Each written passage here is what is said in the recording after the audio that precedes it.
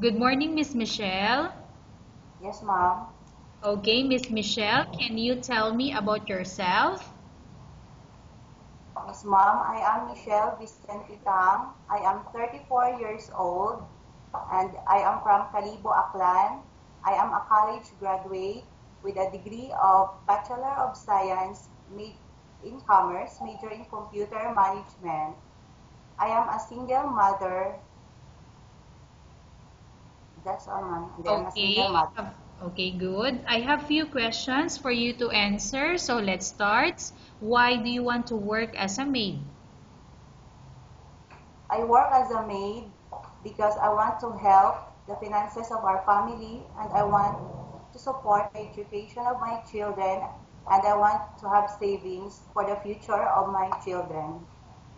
Okay, why you choose Malaysia when there is a lot of other country? Because Malaysia is near in the Philippines, mom. How are you qualified for this job? I am qualified for this job because I am a hardworking and a disciplined person. I am honest, trustworthy, I am respectful and kind. Okay, may I know what is your education level is? My education level is a college graduate. Okay, what is your recent working experience? My recent working experience, ma'am, is a sales lady. Okay, have you worked abroad before? No, Do ma'am. you have experience of taking care of baby? Yes, ma'am, because I am a mother. Okay, so it means that you are the one who is taking care of your own baby, your kid. Yes, ma'am. Yes, Okay. ma'am. How about Since birth. elderly? No, ma'am, but I am willing. Okay. Do you have any other special skills? Yes, ma'am. Can you give me example? What are those special skills do you have? I can do a household work, ma'am. I can do cooking, laundering, ironing, cleaning, and Okay. I can do a tutorial To the kids. to the kids. Yes, Okay. ma'am. Are you willing to learn new skills? Yes, ma'am, I am willing. Are you willing to work with a family where the mother-in-law or any relatives stay together? Yes, ma'am, I am willing. Currently, are you still working now? No, Do ma'am. you know how to cook? Yes, ma'am. What sort of food can you cook? Like Filipino food, ma'am. Can you give me example? What are those Filipino food that you can cook? Like adobo, tinolang manok, sinigang, paksiw, fried. Okay. That's all. Are you aware that you will have to do washing, cleaning, ironing, and cooking? Yes, ma'am. From all the house chores like cooking, cleaning, ironing, and washing, which do you like most? I like most the cooking and cleaning. Okay, if ever you were selected to work in Malaysia, who will take care of your kids? My mother and my husband. Okay, you are not allowed to use handphone or cell phone during working hours. Yes, ma'am. You are only allowed to use handphone or cell phone after you finish all the works and when going to bed. Yes, ma'am. You are strictly needed to surrender the handphone to your employer in the morning, and your employer will return back to you once you're going to bed. Yes, ma'am. If ever your employer finds out that you're abusing your handphone and is affected your work performance, your employer will confiscate your handphone and you're not allowed to hold it anymore. Instead, Yes, your employer will allow you to call to your family 3 times in a month. You're only allowed to bring normal phone and you're not allowed to bring smartphone. Are you agreed for the terms and condition? yes, ma'am. I agree. Are you agreed to the rules and regulation for the handphone? Yes, ma'am. I agree. How many years is the contract as you agreed and understand? 2 years contract, ma'am. Okay, can you describe for me your ethics or your attitude?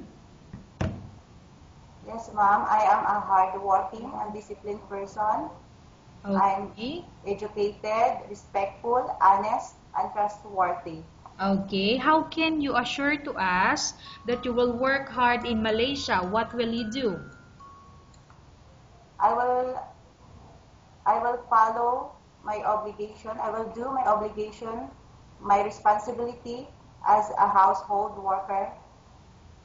Okay. Can you promise not to use the telephone without the permission of your employer? Can you promise? Yes, ma'am, I can promise. Can you promise not to put on makeup but to dress properly while work? Yes, ma'am, I promise. Okay. Can you promise not to use, I'm sorry, can you promise not to ask for advance salary from your employer under any circumstances? Yes, ma'am, I promise. Do you really understand of the rules and regulation of the agency? Yes, ma'am, I understand. Okay. Do you pay any placement fee for you to come to Malaysia to work as a maid? No, ma'am. Do you have any history of sickness, example breast cancer or any other illness? No, ma'am. Okay. Do you suffer from any skin diseases, allergy or physical defect? No, ma'am. Okay. Have you suffered from any serious illness? No, ma'am. Do you smoke? No, ma'am. Do you have any tattoo in the body?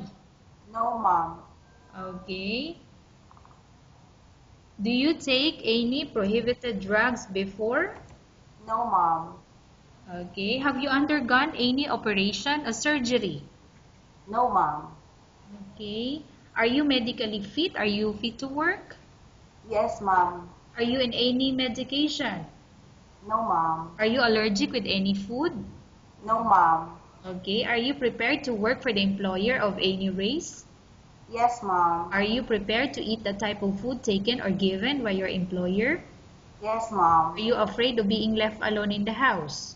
No, ma'am. Okay. Are you afraid of dogs or other pets? No, ma'am. Can you promise to work according to instruction from your employer? Yes, I can promise, ma'am. Okay. Do you have any immediate family working in Malaysia?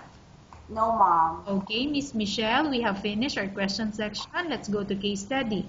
I have a case study for you and I want you to answer me truthfully.